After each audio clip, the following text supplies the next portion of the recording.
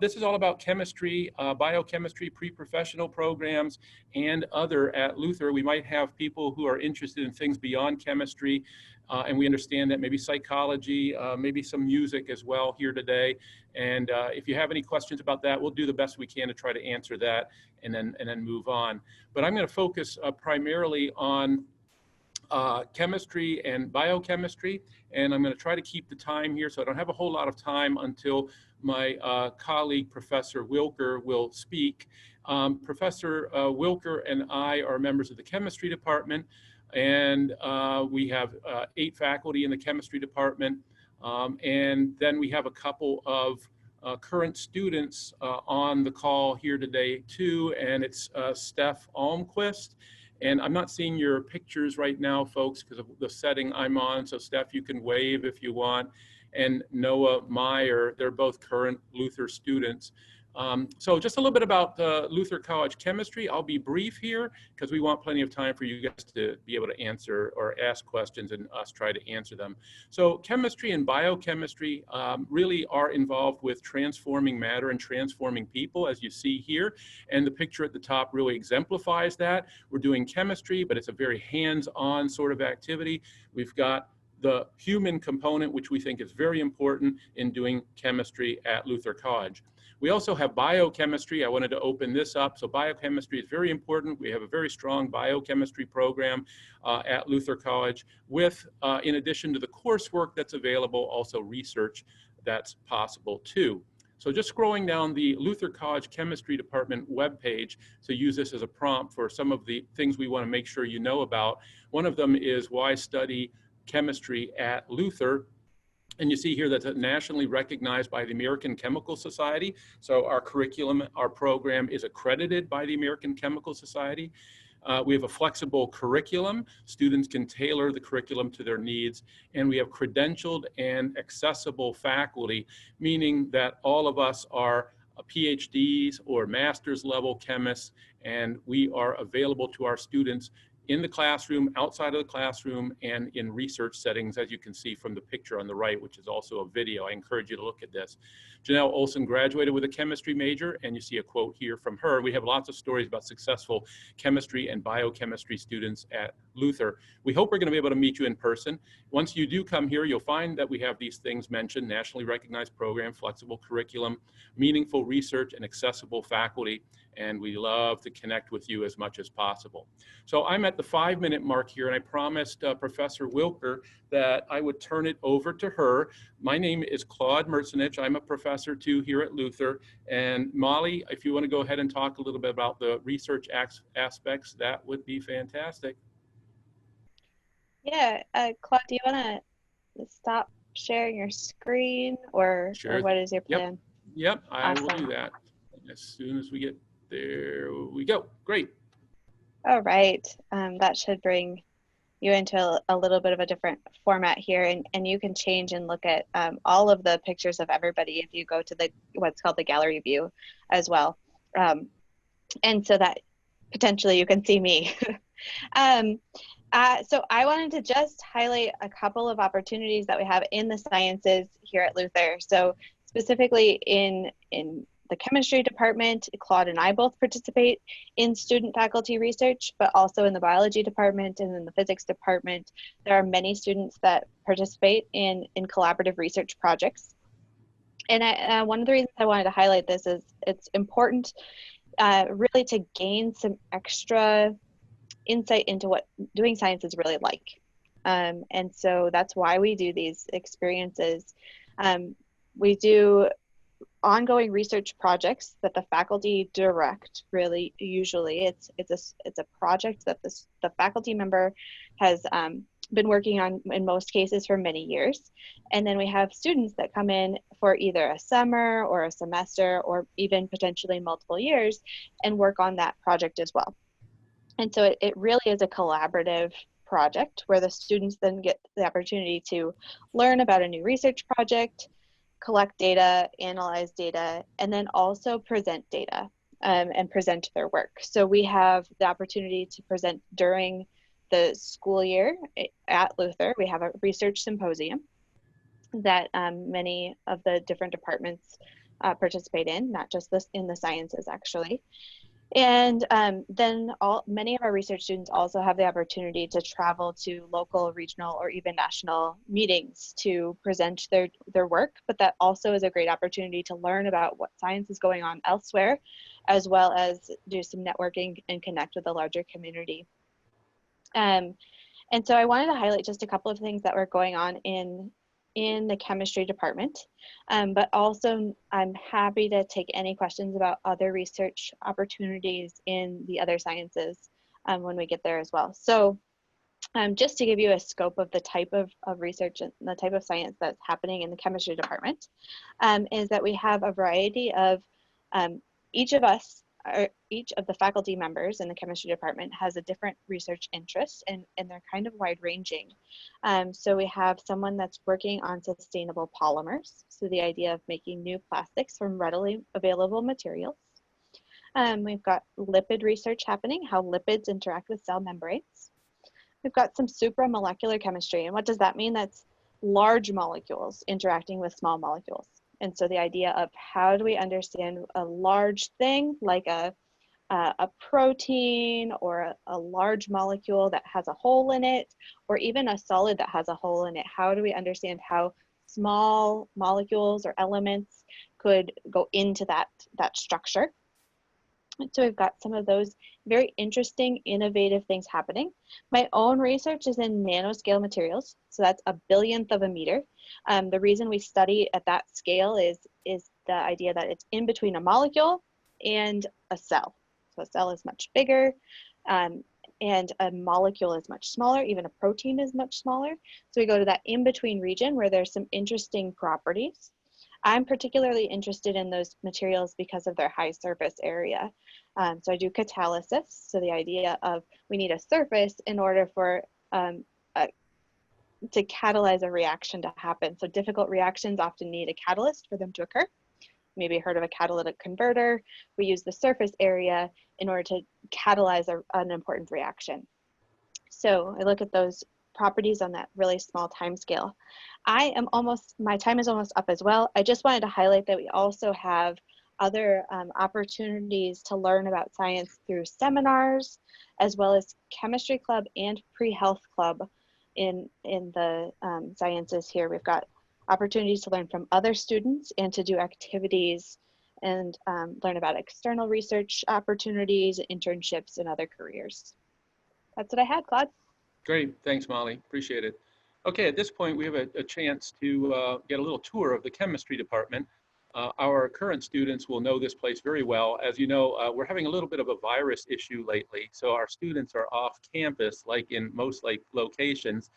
But normally, they would actually be in the room that I'm in right now. So I'm going to turn the camera around so you can see what I'm seeing in front of me, and then give you a brief tour of some of the chemistry facilities. And we hope that you'll be able to see them in person as soon as possible, whenever that can happen.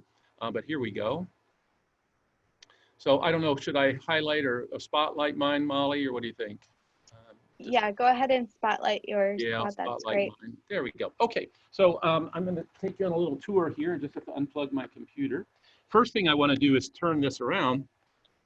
And you can see that there are staff offices right along the side of the large study lounge that we're in right now, or that I'm in right now. And I was just sitting at this table a moment ago. So the students actually work here a lot during the semesters. And there will be a little bit of vibration here because the camera wiggles a little bit. But we have a beautiful view of the outside from the study lounge. Lots of light here, a great place for students to interact and work with one another. And work in teams, and that's something that we strongly suggest that they do. And of course, the faculty are readily available right near the study lounge. One last thing in the study lounge I want to mention before I go, and again, it's a little vibration there because of the carpeting. We have some bags here. These are actually gifts for our senior chemistry majors who are graduating. So please, this is a secret. Don't tell them we're doing that. They're going to get that at graduation. So we really have a great working relationship with our students professionally and personally. Now I'm going to go out of the study lounge and into the hallway and into the research lab that Professor Wilker and I and Professor Chamberlain use. So you can get a sense for the research environment. So the area over here, it's a little out of focus. Let me let that go into focus. Come on into focus. I do not know why it's out of focus here. Okay, well, come on, we'll get you. There we go, back in focus. Okay, so you can see the research space. Typically, we would have maybe a few students working in this lab. We have some space for work on both sides here, fume hoods coming up. And then I'm going to go into another room, which is a room that has instrumentation. The light should come on here. There we go. Okay, so lots of instrumentation that as a chemistry major you will use. By the way, if you're one of the people who's interested in music, it's interesting that we call our equipment in chemistry instruments, just like violins and so forth, because we collect information from these. This is the inductively coupled plasma instrument that Professor Wilker got money for through a grant. Very, very good. And then we'll cruise back out of this room and go across the hall to the organic chemistry lab. Okay, off we go. Back into the hall, way at the end there, that's where the study lounge is that I was just in moments ago. This is the organic lab. If you have an interest in going into the field of medicine in some way, you'll eventually take organic chemistry for sure. And this is a room, the lab, that you'll spend plenty of time in. And you can see that we have pieces of equipment and a large number of fume hoods, all very modern facilities. The building is not very old, so it's essentially a new facility that we've got, and it's available for you to do all the kind of work that you need to do. So we're at the point now where we would like to turn it over to our current students. And the first one we were hoping would chat a little bit about the kind of active learning that goes on at Luther College in the classroom and beyond is Steph Almquist. I'll let her tell her story. She's got 5 minutes for that. And then again, if you have questions for her after she and Noah are done, then we'll have time for some Q&A. All right. So hello everyone. I'm a rising senior, so in the fall I'll be a senior, and I'm double majoring in chemistry and Spanish. I'm also on the Luther women's tennis team, and I also play trumpet and jazz band, or some of the other things I do on campus. So one of the things I love most about Luther is that I'm able to pursue both the sciences and the arts. And so with both of my majors, I've been able to do a lot of cool things, hands-on experiences. So for example, for Spanish, I studied abroad in Costa Rica and Guatemala my sophomore year, and then this coming year I'm studying in Dominican Republic. And then for chemistry, I got to do a really cool experience last summer doing undergraduate research with Professor Wilker.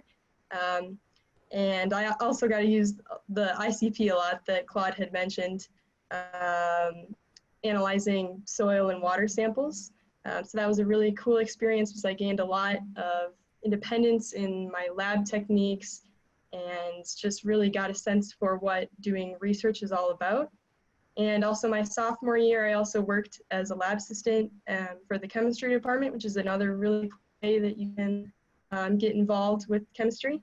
And then this past year, I had a very interesting experience because I studied abroad the full year in Nottingham, England. So I studied a whole bunch of different subjects there, but I also took an inorganic chemistry course at the University of Nottingham, which was a very interesting experience because Luther is a lot different. The University of Nottingham is a huge university. So for example, my inorganic class had 75 plus people. And I sat in a huge lecture hall. So looking back on it now, I feel very fortunate to be at Luther, or coming back to Luther, because I almost felt like I was a little disconnected from the faculty members at the University of Nottingham. For example, I never once spoke to my inorganic prof. My only contact is with like a personal tutor or like a postgraduate student. So that was very different. Although I will say one of the best parts about studying in England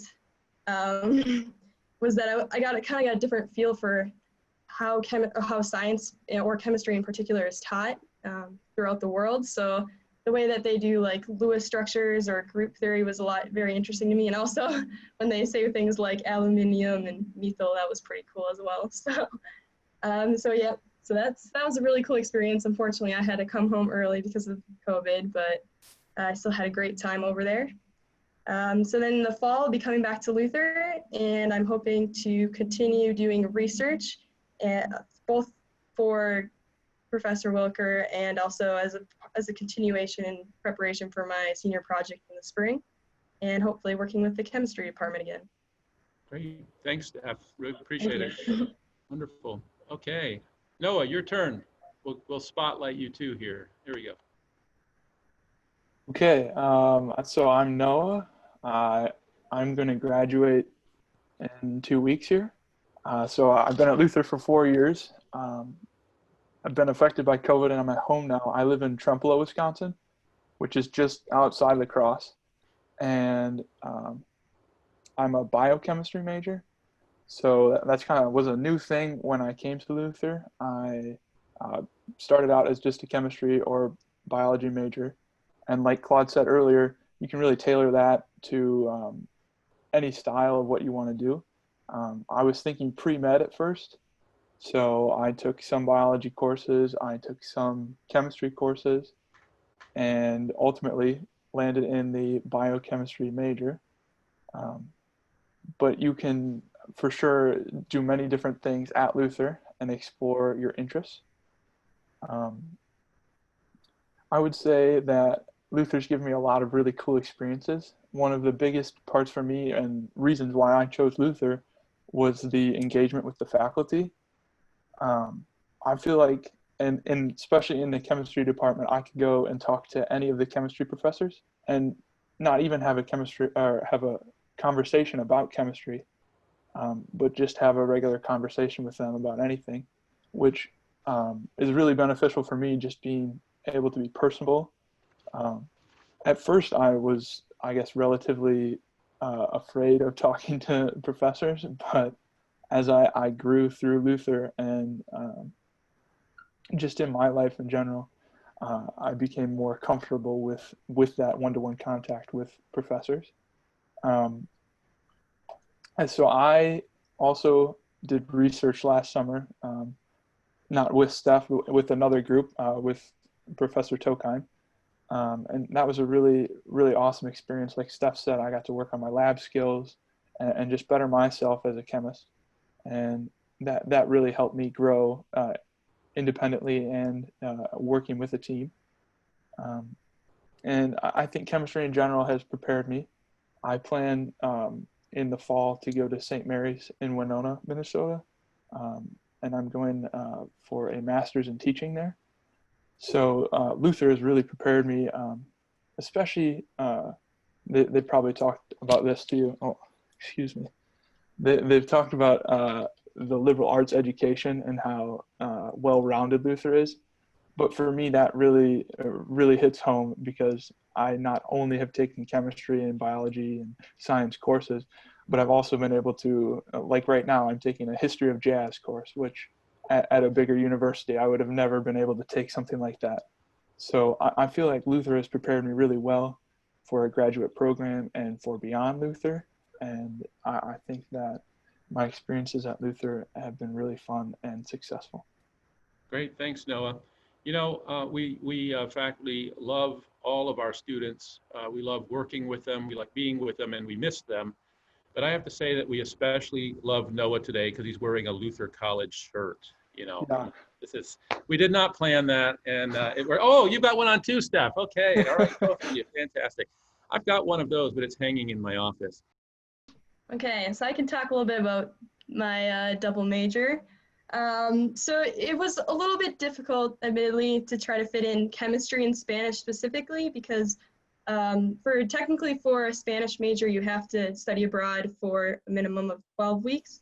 So usually people do a semester abroad, or sometimes they do a J term and a semester, which I was planning to do, or a J term and a summer, excuse me. So I was planning to study abroad this summer, but unfortunately because of COVID, my plans got canceled. So they made an exception for me to do 2 J terms instead of a J term and a summer. So, but other than that, it's been pretty easy to do both subjects. I came in with quite a bit of with quite a bit of credits in both chemistry and Spanish, particularly. So you can kind of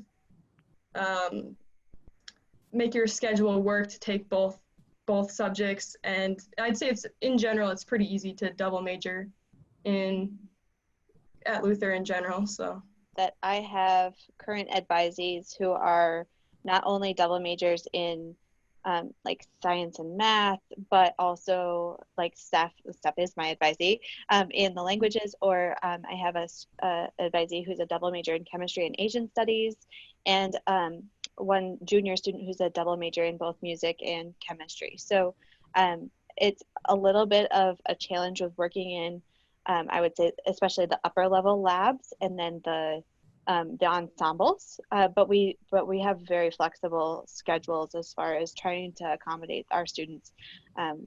Once we get to those upper level labs in particular, we try to make sure that there's opportunities for our students to participate in music, athletics, and the chemistry labs. The chemistry and the biochemistry majors are the same for the first 2 years. And so really, it wouldn't have to be an initial decision. It would be learning a little bit more about what biochemistry is, thinking about what sort of research or jobs would be most interesting to you, and then you could decide if that's something you wanted to pursue. We have many students that take a couple of bio classes without being biochemistry or bio majors. And so I think that that's one thing that is also flexible about our curriculum, is that you don't have to decide your major, especially a track so similar, until later after you've taken a few courses. So I'm biochemistry. Your biochem, yeah. And I guess kind of like off what Molly said, I started out really not knowing either way which way I was going to go, but it's so flexible that I was able to do biochemistry, and I think that put me on the right path. It was definitely difficult being a chemistry major going abroad for the full year. A lot of science majors, I would say in general, tend to just do the J term abroad because it's a lot more flexible and there's more time to work in your studies. So for me particularly, my senior year coming in the fall, I will have quite a few courses to take in chemistry, but overall I thought it was worth it because I really enjoyed my experience over in England, and helped me grow as a person, I would say, more than anything. And I was still able to take that one inorganic course.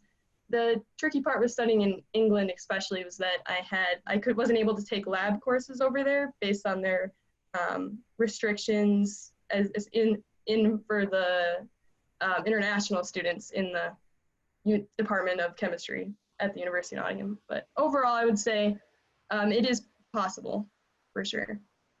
I didn't mention this in my introduction or whatever, but I did study abroad in a J term.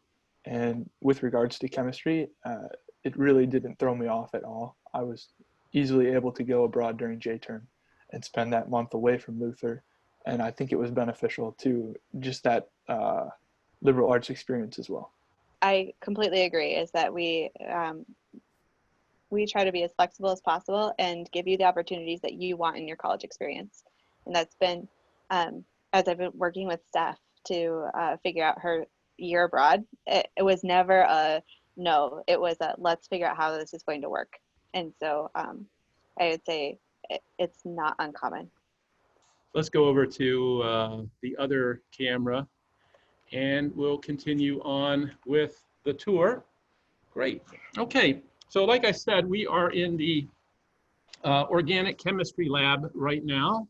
And let's lift that up a little bit. There we go. And we have lots of interesting and expensive instrumentation. For example, this is a what's called a rotovap, and it's used for extracting solvent from solutions so that you can end up with pure compound. And it turns out these are actually pretty expensive pieces of equipment. This one's not running right now. It's pretty impressive when it is running, but we use that for separations in organic chemistry. Let's go ahead now and go into the next room over, right over here. The lights should come on. There we go. And so in chemistry, we use a lot of, like I mentioned before, instrumentation. This is a gas chromatograph. It's a standard piece of equipment for separating mixtures in solutions, and it converts those solutions into a gas, runs it through a chromatography column, and then allows for separations of the various components. So we have a bank of these gas chromatographs in this room. And then I don't know how many of you might be interested in a career in medicine. I think there's some of you on the list. And this piece of equipment is something that I always like to mention to people who are interested in a career in medicine, because they've usually never heard of it. And this is called an NMR spectrometer. And what it really is a big magnet. We've got a big magnet inside of this thing. And what we put inside of that are sample tubes, and I'm looking for a sample tube. They look sort of like this. This is actually not one of them. Let me hold it in front of the camera. We put a small sample tube inside of the magnet. The magnet has a hole down the center right here. And then because of the way the magnetic field interacts with the sample, we can determine what the arrangement of atoms are in the sample. But what I like to mention to people who are especially interested in the medical field is that if you took this magnet and turned it 90 degrees, then the hole would be this way. And if you make that hole much bigger, it can be big enough to fit a human being inside. And that's what you see with an MRI. So that's called magnetic resonance imaging.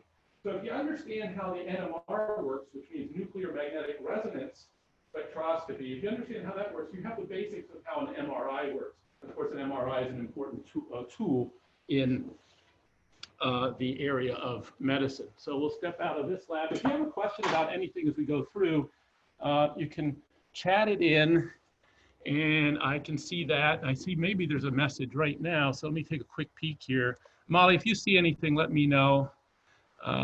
Great. Okay. Yeah, I thought these were microscopes. That's good. Okay. All right. So now going across the hall here, I'll show you a lab that is much like what you might see when you first come to Luther. And one of the workstations is right here. Okay, so we have a fume hood. Not much to see right now because we don't have, obviously, students at work. But at most, what we end up with is 2 students at a workstation. We typically will have 1 lab assistant. So somebody like Noah or Steph would be a lab assistant. They're usually upper level students who help a PhD in the lab. So we always have a PhD chemist working in the lab. So typically we'll have maybe 8 students per staff person in the lab. So we have a nice student to staff ratio in the lab. But this is a lab where you would take introductory chemistry as a chemistry major or as a biochemistry or as a biology major as well at Luther. So I'm going to back it out now through the door. And since I'm doing my tour, my regular tour here, I'll take it up to the front and show you that we have a beautiful, beautiful view. This building is quite nice in terms of the views that we have. Outside, we see Ilva Soccer Hall across the way and in a volleyball court, sand volleyball court, very nice area. I also like to show people a piece of artwork here and ask them a question. This is the first quiz that I usually, Steph and Noah, you probably know the answer to this, but I have to give this quiz. So there's a piece of artwork here and it says Luther Chemistry on it, but there are 2 elements there that are not correct elements. 2 of the elements listed there are not correct. They're just there to fill in the space where we didn't have a real element to give the name. So this is your opportunity to shine here and to let us know which elements are not correct. Molly, you're trying to help us in some way, huh? That's the periodic table of the elements. Okay, you're trying to help. So let's see, you can, all right, I see Y, oh, E, M, and T, R. Oh, very, very good. Very fast. That's right. E, M is not a real element, and T, R is not a real element. You guys are great. I want you to come to Luther, okay? All right, this is what we need.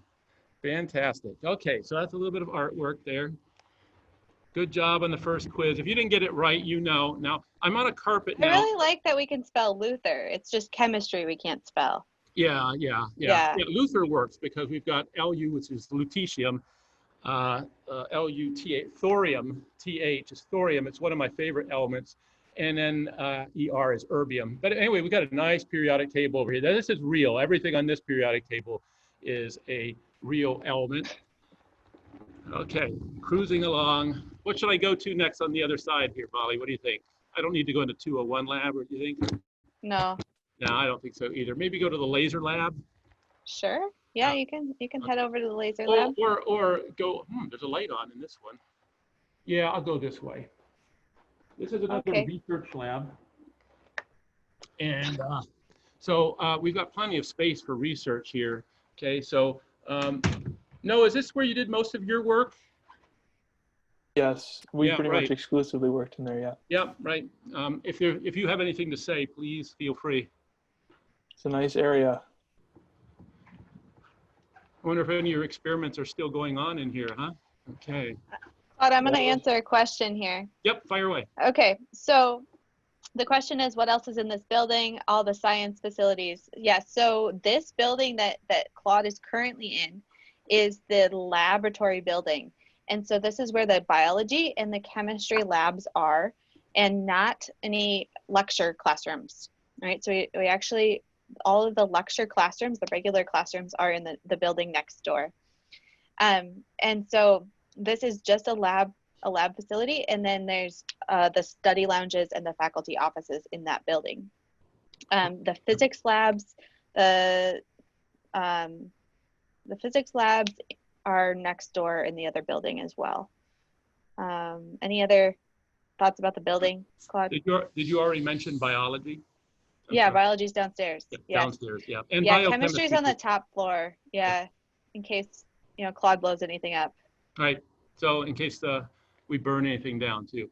All right. Now we're in the laser lab. We said we'd come in here, and the philosophy here. I'll get on camera. The philosophy for a lot of this is spectroscopy. And it turns out that we actually there's no laser on this side. I'll show you a laser on the other side. But the philosophy is you've got a light source, and it goes through some instrumentation, and eventually gets to where your sample is. Now, if you were here, I'd let you peek right down inside of this, but you put a sample in here, and then light shines on the sample, and then the light does various things, but that light can then come out here, go through this thing, and eventually end up at an eyeball, like a detector. So chemists use spectroscopy a lot to probe the nature of matter. So sometimes you can use what's called a xenon arc lamp, and that's what we have over here to produce light. And then sometimes you use a laser, so I'll turn this around and show you our laser setup. So I think I got that on screen there. Yeah, that's an old laser. It's an old laser, but it's a laser. Yeah. So we got a laser. The newer laser is also on that table. We have new lasers too. And new lasers, old and new. It's all good. So anyway, this is important to me. Yeah. The laser shines light, and eventually goes into a compartment right here. In this case, where you put a sample, and then various things can happen to light. The light will go into over here and eventually go to a detector. So this is sort of like an eyeball.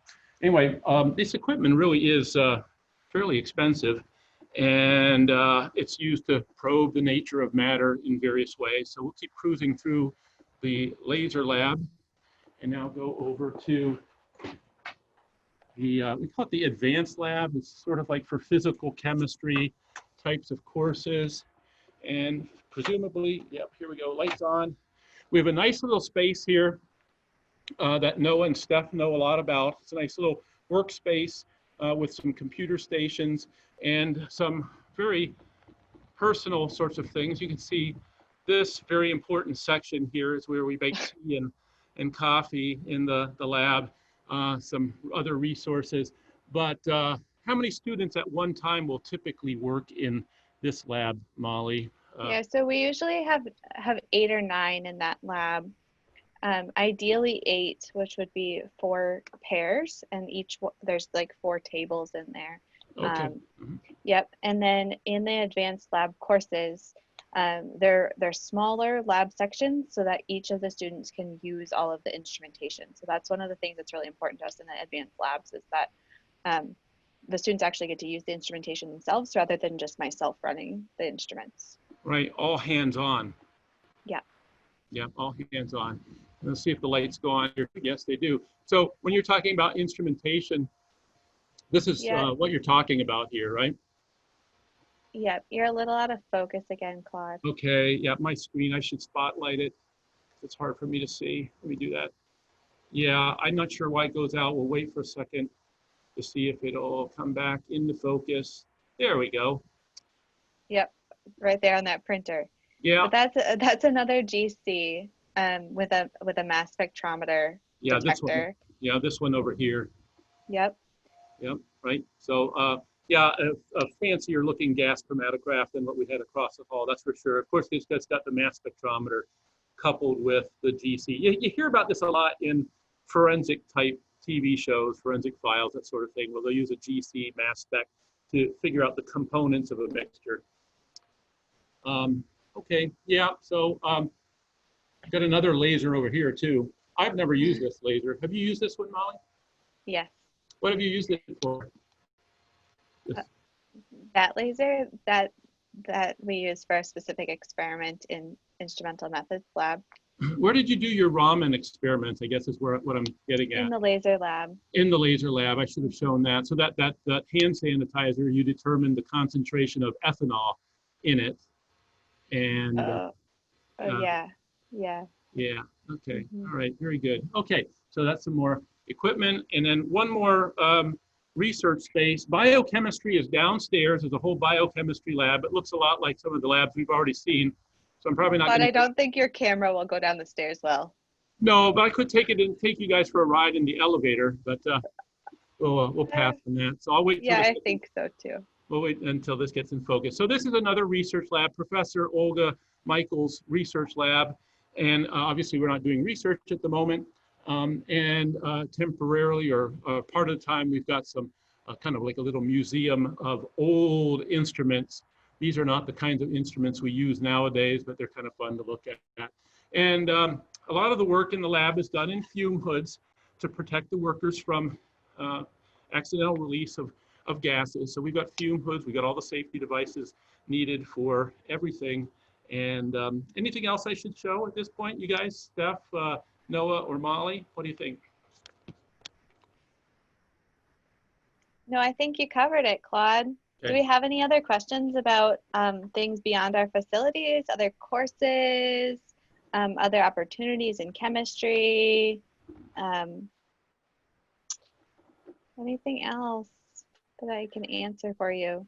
We have about 10 to 20 chemistry majors a year, which does mean that in the upper level courses, that's about the size of the course.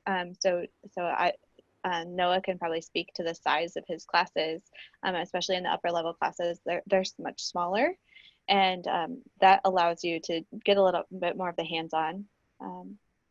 Yeah, right now I'm in a class with 3 people. I mean, it's like me and 2 others. Which class is that, Noah? It's inorganic chemistry. Yeah, I think I've heard of that one. It's a good one. Yeah.